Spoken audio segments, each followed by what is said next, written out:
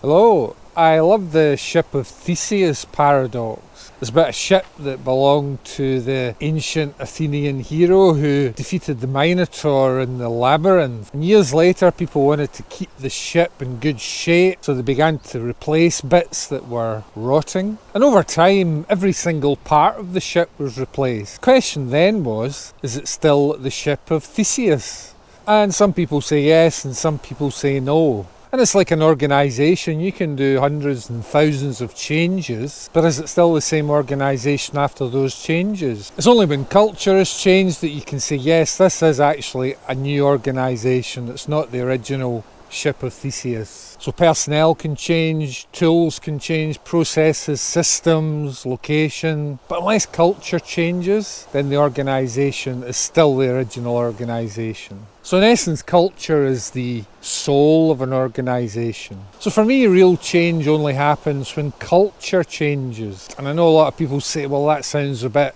fluffy and indistinct, but culture's the hardest thing that you can change, but there are ways to do it. So I have an article coming up on this with more detail, and don't forget to check out more about that in my book, What They Don't Teach You at Change Management School. Catch you later.